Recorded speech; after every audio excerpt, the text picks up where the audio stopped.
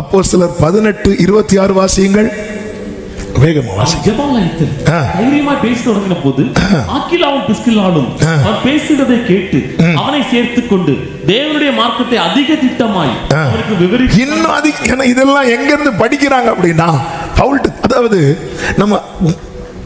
நம்ம வந்து very good லிசனரா இருப்போம்னு வைங்களேன், நம்ம கூட இருக்கிறவங்களுக்கு அதை சொல்லும்படி நமக்குள்ள அந்த வசனம் வந்து நம்மளை உந்திட்டே இருக்கும். பார்க்குறாங்க, அப்போல்லோ வந்து பயங்கர ஸ்மார்ட், பயங்கர போல்டு. ஆனால் அவருக்கு இன்னும் நிறைய காரியம் தெரியலையே. அவரை கூப்பிட்டு உட்கார வச்சு பேசுகிறாங்க. பேசுறது மட்டும் இல்லை, 1 கொரிந்தியர் 16:19 சொல்லப்பட்டிருக்கிறது, ஆசியா நாட்டில் உள்ள சபையார் உங்களை வாழ்த்துகிறார்கள். ஆக்கில்லாவும் பிரிஸ்கில்லாவும் தங்கள் வீட்டிலே கூடுகிற சபையோடும் கூட கர்த்தருக்குள். அப்போ வீட்டிலேயே கூட்டம் நடத்த ஆரம்பிச்சிட்டாங்க. இதுதான் மனோவாஞ்சையாய் வசனம் கேட்கிற அவங்களுக்கு என்னன்னா, வாரத்துக்கு ஒரு நாள் சர்ச்சில் போய் கேட்கறது மட்டும் இல்லை, நான் கேட்டதை 4 பேர்கிட்ட சொல்லணும். ஆமே, அவங்க வீட்டில் மீட்டிங். என் வீட்டுக்கு யாரும் வரக்கூடாது, நாய்கள் ஜாக்கிரதை. ஆமே. என்னங்க உள்ள போர்டு இருக்கு, காணல, ஆனா நிக்காரு பாருங்க, கடிச்சிருக்காரு. வீட்டில் 4 பேரை கூப்பிட்டு வச்சு நான் கற்றுக்கொண்டதை, பவுலிடத்தில் கற்றுக்கொண்டதை, சபையில் கற்றுக்கொண்டதை, ஆமே, தெரிஞ்ச ஃப்ரெண்ட்ஸ் இருக்காங்க, ஒரு விருந்து வச்சு ஒரு 4 பேரை கூப்பிட்டு ஆமையோட வச்சுட்டு அப்படி தெரிஞ்சது க்ளோரி அப்படி செய்யறவங்க இருக்கிறாங்க. இங்க வீக்லி கூடி ஆண்டவர் பிரைஸ் பண்ணி வேர்ட் ஆஃப் காடை ஷேர் பண்றவங்க இருக்கிறாங்க. ஆமென்.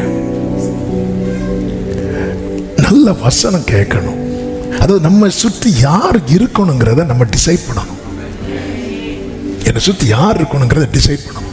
ஃப்ரெண்ட்ஷிப் எல்லாரும் கூட வச்சுக்கோங்க. Fellowship very very important. யார் கூட ஃபெலோஷிப் வைக்கிறேன், நான் ஒரு நாளில் அதிகம் எதை கேட்கும்படியா என்னை சுற்றி யாரை வச்சிருக்கிறேன், அது மிக மிக முக்கியம், மிக மிக முக்கியம். ஏன்னா என் மனம் புதிதாகாம, நம்ம இந்த மறுரூபத்தை நோக்கி தான் பயணிக்கிறோம். மனம் புதிதாகாம எப்படி தேவனுடைய சித்தம் நன்மை இன்னதென்று பகுத்தறியத்தக்க, இதுதான்ப்பா என்ன குறித்த காட்ஸ் வில், அது தெரியணும்னா என் மைண்ட் கிளியரா இருக்கணும். என் நினைவு தூய்மையா இருக்கும்போது ஆண்டவர் அதை வெளிப்படுத்துவார். ஒரு ரேடியோ இப்பெல்லாம் ரேடியோலாம் கிடையாது இல்லை, நம்ம அதை டியூன் பண்றது வரைக்கும் அந்த இறைச்சல் கேட்டுட்டே இருக்கும். காலைல டியூன் பண்ணுவோம், ஃபர்ஸ்ட் அப்படி திருக்கிட்டே இருப்பாங்க. அந்த நம்பர் 98, 100, 101 அந்த நம்பர் கிட்ட வரும்போது இறைச்சலோட அந்த சவுண்ட் வரும்போது மெதுவாக கொண்டு வரும். கிட்டார்லாம் டியூன் பண்ணும்போது ஸ்ட்ரிங்கை மாட்டினதும் திருக்கிட்டு இருப்போம். அந்த ஃபர்ஸ்ட் ஸ்ட்ரிங் இ, அது பக்கத்தில் சவுண்ட் வருது, டி வரை வந்துட்டு, டி ஷார்ப் வந்துட்டு, என்ன ஷார்ப்புங்கிறாங்க சொல்றேன், அந்த பக்கத்தில் வரும்போது மைன்யூட்டா டியூன் பண்ணும். மைன்யூட்டா அந்த டோன் கேட்கணும். அந்த டோன் கேட்கறது வர ஃபர்ஸ்ட் எல்லாம் திருக்கிட்டே இருப்போம். அந்த பக்கத்தில் வந்தது ரொம்ப மைன்யூட்டா. என்னை சுற்றி நம்ம வந்து வேர்ட் ஆஃப் காடை ரொம்ப கேட்கிறவங்கள மாறணும்.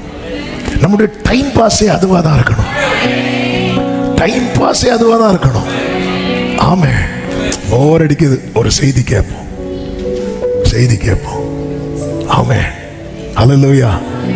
யூடியூப்ல நிறைய குப்பைகளும் கிடக்கிறது, யூடியூப்ல நிறைய முத்துக்களும் கிடக்கிறது. ஆமே, உங்க கண்ணு முன்னாடி குப்பை இருக்கு, முத்துக்கள் கிடக்கிறது. எதை எடுப்போம்? அப்ப யூடியூப்ல மட்டும் ஏன்? ஆமே, எதை நான் ஆண்டவருக்கு தெரியணும். அவன் என்னிடத்தில் வாஞ்சையா இருக்கிறபடியா நான் அவனை விடுவிப்பேன்.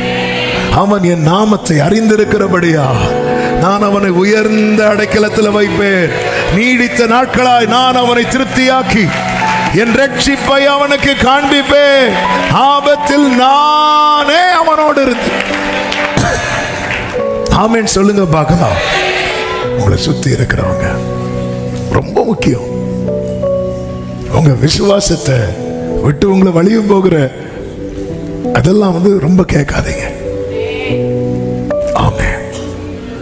சிலர் பாருங்க, வசனம் கேட்க பிடிக்காது, டிபேட் கேட்க பிடிக்கும். டிபேட் கேட்பாங்க. பிதா, இயேசு, ஆவியானவர் 3 கடவுளா ஒரே கடவுளா? டிபேட். இந்த பக்கம் 3, அந்த பக்கம் 3. பயங்கர இன்ட்ரெஸ்டா கேட்டுட்டு இவங்களுக்கு எந்த பக்கம் போகணும்னு தெரியாம ஆத்துல ஒரு காலு சேத்துல 2 பேர் 2 சைடுல இழுத்தா என்ன ஆகும்? அப்படிதான் அவங்க எங்க தொங்க போட்டிருக்கிறாங்க. 2 பேர், ஒரு ஆள்கிட்ட ஒரு காலு, இன்னொரு ஆள்கிட்ட ஸ்ட்ராங் இல்லைல்ல. அப்படியே கேட்க போறீங்க. என் நாடுகள் அந்நிய சத்தத்துக்கு விலகி ஓடும். ஐயோ வேணாம் வேணாம் வேணாம். நீங்க எந்த சர்மன் கேட்டாலும் உங்களுக்குள்ள டிஸ்டர்ப் ஆகுதா? ஸ்டாப் பண்ணிருங்க. வேண்டாம். டிஸ்டர்ப் ஆகுதா? நமக்குள்ள எதுல ரொம்ப இன்ட்ரெஸ்ட் தெரியுமா? அந்தி கிறிஸ்து எப்படி கொல்லுவோம், அவன் வர்றதுக்கு முன்னாடி எப்படி போனோம், அதுல இன்ட்ரெஸ்ட் காட்டு. ஆமென். ஹல்லேலூயா. கல்யாணத்துக்கு வாங்கன்னு கூப்பிடுறாங்க. கல்யாணத்துக்கு போகும்போது சாப்பாடு தீந்துட்டுனா தீரதுக்கு முன்னாடி போய் சாப்பிடு. இது தீந்துட்டுனா அவங்க என்ன தருவாங்க? பரோட்டா வாங்குவாங்களா? ஃபுல்லா அந்த எண்டில் தான் மைண்டு ஃபுல்லா. நீ முதல் பந்தியில் போய் உட்காரு, நல்ல அழகா வச்சிருக்க, அதை சாப்பிடு. அது அந்தி கிறிஸ்து வரும்போது கண்ணை குத்துவானா? ஒளிச்சிருந்தா கண்டுபிடிப்பானா? நீ முதல்ல அவர் மத்தியவான்ல வருவார். அப்ப உடன்படிக்கை பண்ணப்பட்டவங்கள நீ அங்க போக பாரு. அதனாலதான் பிலிப்பியருக்கு எழுதும் போது சொல்றார். பிலிப்பியர் 4வது அதிகாரம் அதனுடைய 8வது வசனத்தை வாசியுங்கள். பிலிப்பியர் 4:8. பிலிப்பியர் 4:8. கடைசியாக சகோதரரே, இந்த வசனம் வந்து எல்லாருக்கும் தெரிஞ்சிருக்கணும். உண்மை உள்ளவைகள் எவைகளோ, ஒழுக்கம் உள்ளவைகள் எவைகளோ, நீதி உள்ளவைகள் எவைகளோ, கற்புள்ளவைகள் எவைகளோ, அன்புள்ளவைகள் எவைகளோ, நற்கீர்த்தி உள்ளவைகள் எவைகளோ, புண்ணியம் எதுவோ, புகழ் எதுவோ, அவைகளையே சிந்தித்துக் கொண்டிருங்க. ஆமென்.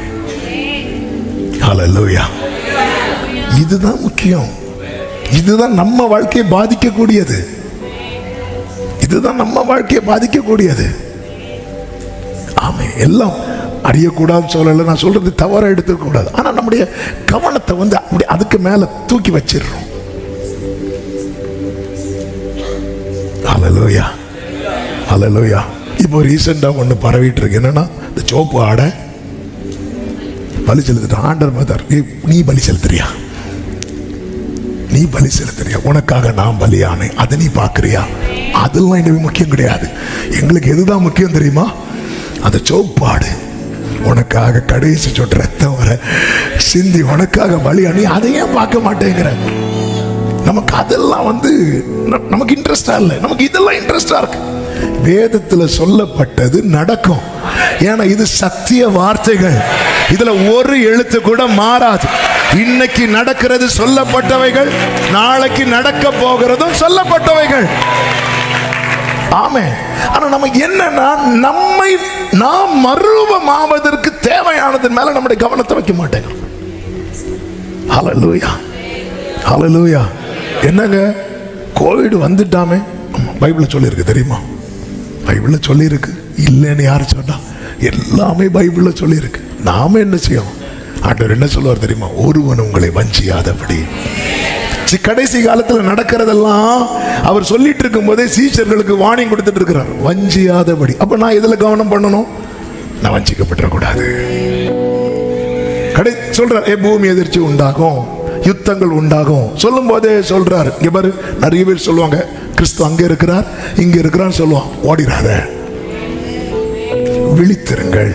அவர் எந்த வேலை எஜமான் வரும்போது உன்னை தூங்குகிறவனா பார்க்க கூடாது. விழித்திருங்கள், எச்சரிக்கையாக இருங்கள். இப்படி எல்லாம் அதுக்கு கூடவே ஊட்டிட்டு இருக்கிறார். அப்ப அந்த கடைசி நாள் அன்பு தணிந்து போயிடும். உனக்குள்ள அன்பு தணியாம பார்த்துக்கோ. விசுவாசம் காண மாட்டார், உனக்குள்ள விசுவாசம் ஒளிந்து போக. நம்முடைய போக்கஸ் அதுலதான் இருக்கணும். கடைசி காலத்துல லோத்தி நாட்களில் நடந்தது போல நடக்கும் சொல்லும் போது கர்த்தர் நம்ம யாரா பார்க்க விரும்புறார் தெரியுமா? லோத்தி நாட்கள் இந்த பக்கம் யார் இருக்கிறா? ஆவரகாம இருக்க பார்க்கணும். நோவாவின் நாட்களில் நடந்தது போல நடக்கும்னு சொல்லும் போது அங்க ஒரு பெருங்கூட்டம் தேவன மனஸ்தாபத்தை உண்டாக்கும் போது இங்கே ஒரு ஆளு தேவனோடு அந்த நேரத்தில் நம்ம யாரா இருக்க பார்க்கணும்னா நோவாவா இருக்க பார்க்கணும். இது இவர்கள் தான் திறப்பில் நிற்கிறவர்கள், இவர்கள் தான் திறப்பை அடைக்கிறவர்கள். வேர்ட் ஆஃப் காட் லிசன் பண்ணணும், கேட்கணும்.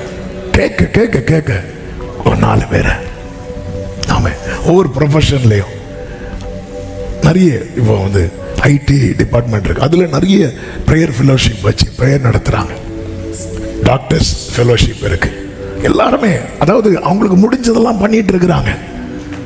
வீக்லி ஒன்ஸ், அவங்களாம் எவ்வளோ பிஸியானவங்க, ஆனாலும் வீக்லி ஒன்ஸ் அல்லது மந்த்லி ட்வைஸ் கூடி ப்ரைஸ் பண்ணி வர்ஷிப் பண்ணி வேர்ட் ஆஃப் காட் ஷேர். சி இப்படி வந்து இப்படிப்பட்ட ஃபெலோஷிப்லாம் நம்ம வளர்க்கலைன்னா ஆமென். சி எதுல நமக்கு மாற்றம் வரும்னு தெரியாது. 3.5 வருஷம் இயேசு பேதுருட்ட பேசுறான். கெத்செமனே தோட்டத்துக்கு முன்னாடி பேசிட்டே இருக்கிறான்.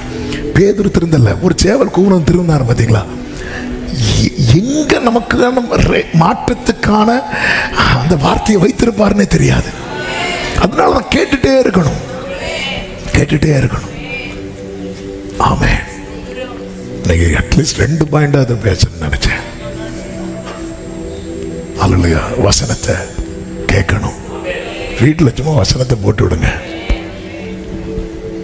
அல்லேலூயா. சிலர் பாருங்க, அவங்க கேட்க மாட்டாங்க, பக்கத்து வீட்டில் அவரை கேட்கறதுக்கு ஸ்பீக்கர் அந்த பக்கம் திருப்பி வச்சு. ஆமென். அல்லேலூயா. வசனம் நம்ம நம்ம நம்ம சுற்றி யார் இருக்கணும், அவங்க கிட்ட நல்ல அதாவது நல்ல விசுவாசத்தை, வசனத்தை, தேவ அன்பை, இப்படி பேசுறவங்கள, அப்படி பேசுற உறவுகளை இழந்துடாதீங்க. ஆமென். அல்லேலூயா. அதை விட்டுட்டு அவங்களுக்கு இந்நேரம் தெரியுமா, அவ்வளோதான், இன்னைக்கு ஸ்நாக்ஸுக்கு அதான் டீயை போடு கொண்டு வா சொல்லுங்க நீங்க. ஆண்டவர் பாப்பார், இது வேலைக்கே ஆகாது.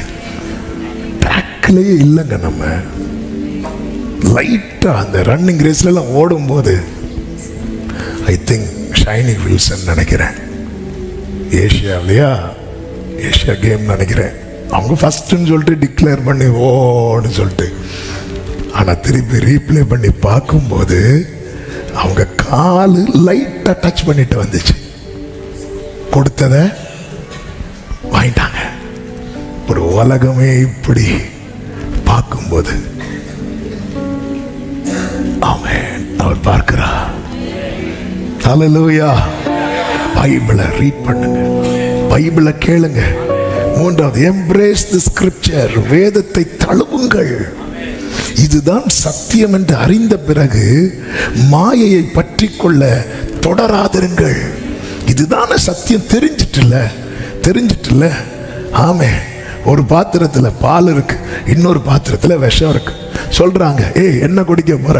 ஐயோ எதுல என்ன இருக்குன்னு தெரியலையே, இந்த பாத்திரத்துல பால் இருக்குப்பா, இந்த பாத்திரத்துல விஷம் இருக்கு, எதுக்கு நான் டேஸ்ட் பண்ணி பார்க்கிறேன். நீங்க சொன்ன நான் இதுக்கும், உலகம் சொல்லுது களவும் கற்று, பைபிள் அப்படி சொல்லல. பொல்லாங்கை தோண்டுகிறத என்ன செய்யணுமா, விட்டுறணும். நிறைய பேர் டேஸ்ட் பண்ணி அவுட் ஆயிட்டான். எனக்கு டவுட்டா இருந்து, விஷத்தை எத்தனை பேர் டேஸ்ட் பண்ணி இருக்கிறீங்க? தெரிஞ்சிட்டு சத்தியம், சத்தியத்தையும் அறிவீர்கள், சத்தியம் உங்களை. இதான் சத்தியம்.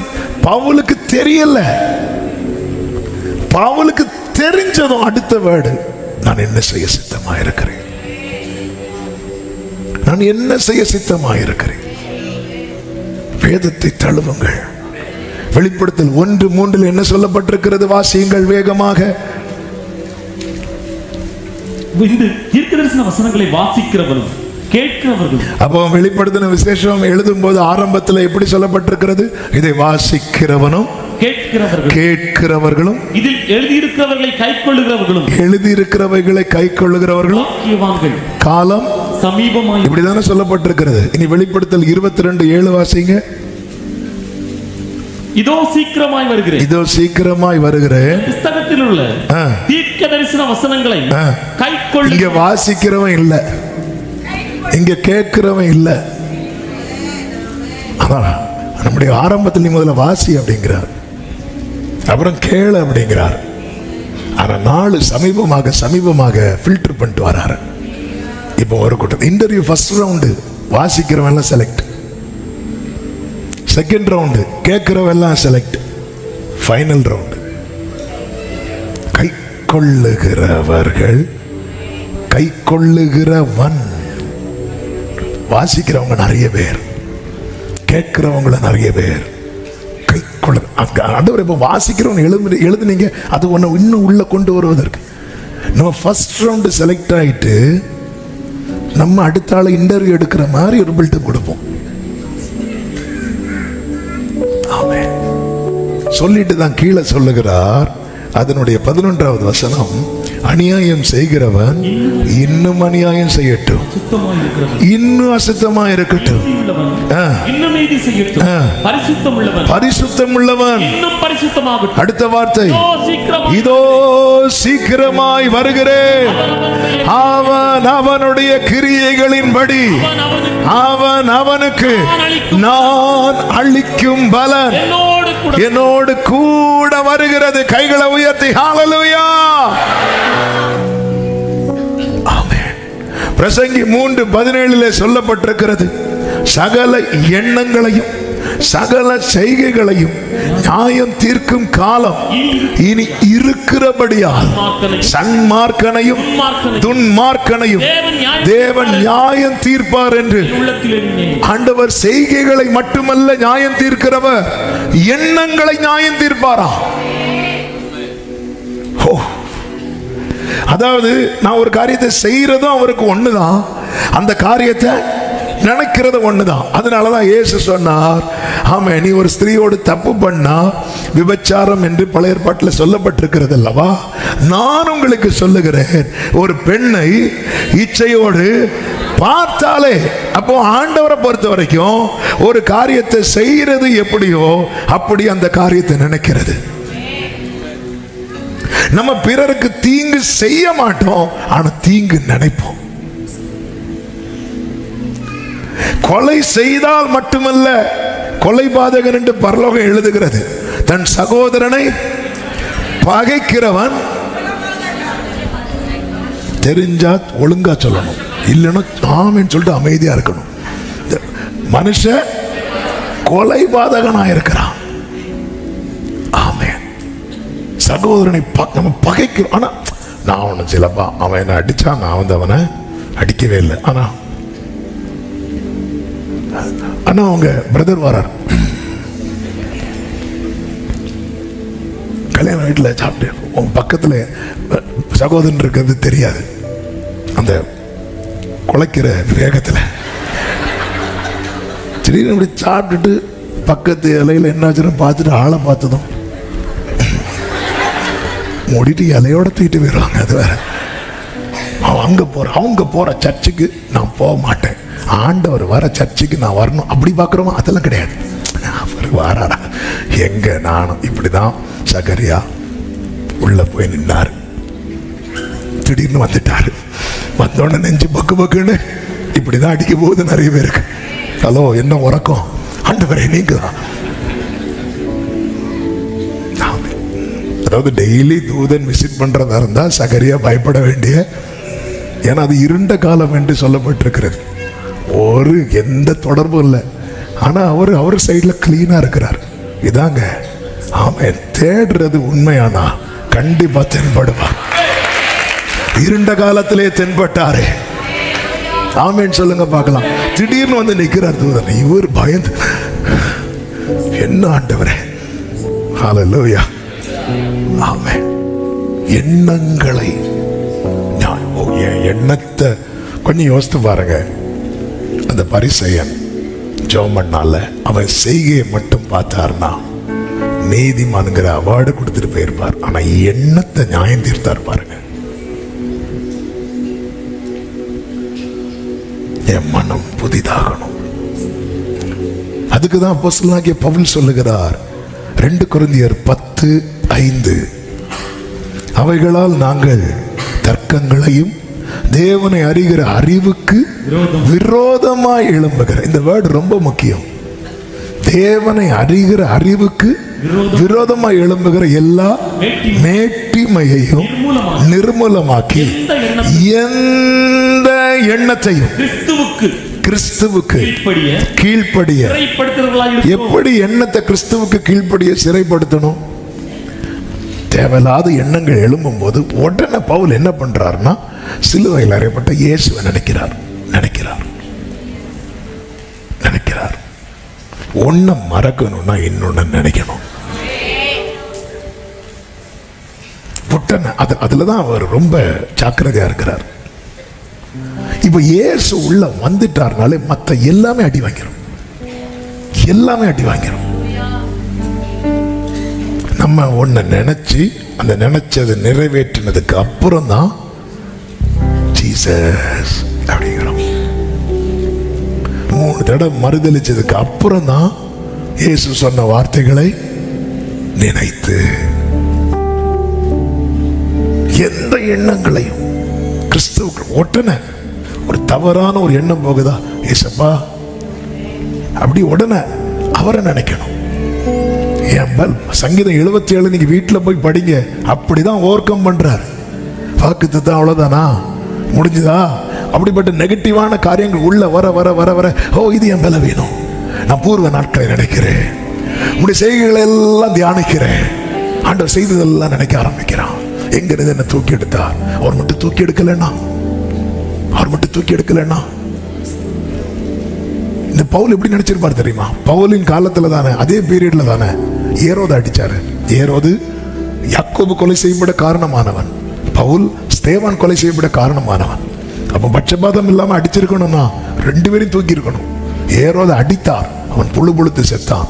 பவுலை அடித்தார், எதற்கு தெரியுமா? சேர்த்துக்கொள்ள. ஆண்டவர் 2 விதத்தில் அடிப்பாருங்க. ஒன்று சேர்த்துக்கொள்ள அடிப்பார், இன்னொன்னு இவன் வேண்டான்னு சொல்லி அடிப்பார். இந்த வேண்டான்னு சொல்லி அடிக்கிற அடி மட்டும் ஒருத்தர் கூட வாங்கிடக்கூடாது. அப்படி அடிக்கப்பட்ட ஒரு ஆள் தான் ஊசா. அவன் வேண்டான்னு சொல்லி அடிக்கிறார். ஓப்பனி பினேகாஷ் வேண்டான்னு சொல்லி அடிக்கிறார். ஏரோது வேண்டான்னு அடிச்சார். அந்த அடியெல்லாம் எழும்ப முடியாது. ஆனா கர்த்தர் ஒரு அடி தந்தோம், நீங்க உயிரோடு இருக்கிறீங்கன்னா நீங்க வேணும்னு சொல்லி தான் அடிக்கிறார். அதுதான் சங்கீதம் 118. கர்த்தர் என்னை வெகுவாய் தண்டித்தோம், என்னை சாவுக்கு ஒப்பு கொடுக்கவில்லை. நீதியின் வாசல்களை திறவுங்கள், நான் அவைகளுக்குள் பிரவேசித்து. ஆமா, ஏரோத வேண்டான்னு அடிச்சாரு. பவுல தமஸ்குக்கு போற வழியில வேணும்னு அடிச்சாரு. அடிச்ச அடியில குதிரையில இருந்து பொத்துன்னு விழுறான். ஆமென், ஹல்லேலூயா. அப்ப தேவையில்ல கொஞ்சம் ஓகே ஆனதும் அப்படி எண்ணங்கள், வேற எண்ணங்கள் வர ஆரம்பிச்சதும் அதை நினைச்சிடுவார். பவுல ஏன துன்பப்படுத்துற, வேண்டாம், இப்படிதான் ஜெயிக்கிறான். தாவீது சொல்லுகிறார், சங்கீதம் 65:3, அக்கிரம விஷயங்கள் என்மேல் மிஞ்சி வல்லமை கொண்டது, தேவரீரோ எங்கள் மீறுதல்களை எப்படி நிவர்த்தியாக்குகிறார்? சங்கீதம் 32:5, நான் என் அக்கிரமத்தை மறைக்காமல் என் பாவத்தை உமக்கு அறிவித்தேன். எப்படிங்க இருக்கும்? சில பிள்ளைங்கள ஏதாவது விளையாட்டுக்கு ஒழுங்காருன்னு சொன்னா ஓடி போய் அவங்க அப்பாட்ட போய் சொல்லலாம், அவங்க அம்மாட்ட போய் சொல்லலாம். அவங்க என்ன ஒரு மாதிரி பார்க்குறாங்க, இவங்க என்ன. அப்போ சில பிள்ளைங்கிட்ட விளையாட கூட யோசிப்பாங்க. ஏன் தெரியுமா? விளையாடாத, எதுனாலும் அவங்க அம்மாட்ட போய் சொல்லிரும். இப்படிதான் தாவீது. இப்படி யாராவது ஜெபம் பண்ணி இருக்கிறோமா? ஆண்டவரே, அக்கிரம விஷயங்கள் என்னில் மிஞ்சி வல்லமை கொள்ளுது. சில நினைவுகள் வந்து என்ன செய்ய வைப்பேன்னு இருக்குப்பா அப்படி சொல்லிட்டு ஆண்டவர்கிட்ட போய் சொல்றார், தேவரீரின் பாவத்தின் தோஷத்தை மன்னித்தீர். இந்த பவுல் சொன்னதையும் தாவீது சொன்னதையும் ஒரே லைன்ல சொல்றேன். ஒன்று சிறையாக்கு, முடியலையா ஜெபமாக்கு. அவ்வளவுதான். ஹல்லேலூயா. எந்த எண்ணத்தையும் சிறையாக்கு, முடியல ஜெபமாக்கிரு. அப்படியே சொல்லிருங்க. எந்த எண்ணம் உங்களுக்குள்ள டாமினேட் பண்ணுது, நீங்க சொல்லுங்க, அப்பா இந்த ஆளை ஒரு இந்த கள்ளத்துக்கு அந்த ஆளை போடுன்னு சொல்லிட்டு இருக்குப்பா, இந்த ஆளுக்கு பக்கத்து சேர கொடுக்காதேன்னு சொல்லுது, பக்கத்துல கை கொடுக்க சொல்லும் போது கைய கொடுக்காதேன்னு சொல்லுது. சின்ன சின்ன விஷயங்கள் தாங்க. பழத்துல தானங்க தொடங்குச்சு, கொலையில முடிஞ்சு பாத்தீங்களா? ஆமென். அதாவது சத்துரு உள்ள போறதுக்கு ஒரு சின்ன கேப் போதும். உள்ள வந்து என்னெல்லாம் கொண்டு வரணுமோ, இந்த கொசு வந்து இவ்வளவுதான் இருக்கும், தெரியாது. கேமரால ஜூம் பண்ணா கூட தெரியாது. ஆனா அது மலேரியால இருந்து மலேசியா வரைக்கும் கொண்டு வந்துட்டு போயிடும். இவ்வளவுதான். இது போலதான் பாவம். சில எண்ணங்கள் ஆமென். எந்த எண்ணங்களையும் சிறையாக்குங்க. முடியலையா? ஜெபமாக்கிறங்க. தாவீதின் ஜெபம் சங்கீதம் 51. அந்த ஜெபத்தினுடைய ரிசல்ட் தெரியும்ல, அதன் பிறகு தன் மரணம் வரைக்கும். அதனாலதான் தாவீதை குறித்து எழுதும் போது எப்படி எழுதப்பட்டிருக்கு தெரியுமா? அந்த உரியா சங்கதி ஒன்றை தவிர, அந்த ஒன்றை தவிர, கடைசி தாவீதின் கடைசி நாளில் அவருக்கு குளிர். அப்போ கூட இருக்கிறவங்க என்ன பண்றாங்க அப்படின்னா, அவருக்கு அனல் உண்டாக்கும்படி, ராஜா அல்லவா, அவருக்கு அந்த குளிர் தாங்க முடியும். எவ்வளவு போர்வையை மேல போட்டாலும் அவருக்கு அந்த குளிர் நிக்கல. அப்ப அவருக்கு அனல் உண்டாகும்படி அந்த தேசத்துல மிகவும் அழகுள்ள கன்னிகையாகிய ஒரு ஸ்திரீயை ராஜாவுக்கு என்று கொண்டு வந்து விடுறாங்க. பைபிள் என்ன சொல்ல தெரியுமா? ராஜா அவளை அறியவில்லை. சங்கீதம் அவன் ஒன்று ஜெபமாக்குங்கள், இல்லைன்னா சிறையாக்குங்க, இல்லைன்னா ஜெபமாக்கிருங்க. நம்முடைய மனம் புதிதாகணும். இந்த வேதத்தை தினமும் வாசிங்க. டெய்லி ஒரு நாள் கூட இதை வாசிக்காம விட்டுறாதீங்க. ஆமென். நல்லா கேளுங்க, இதை தழுவுங்கள். இதை நேசிக்கிறவர்களுக்கு மிகுந்த சமாதானம் உண்டு. அவர்களுக்கு என்ன கிடையாது தெரியுமா? இடரல் கிடையாது. ஹல்லேலூயா, ஹல்லேலூயா. எழுந்திருக்கலாமா? ஹல்லேலூயா, ஹல்லேலூயா, ஹல்லேலூயா, ஹல்லேலூயா.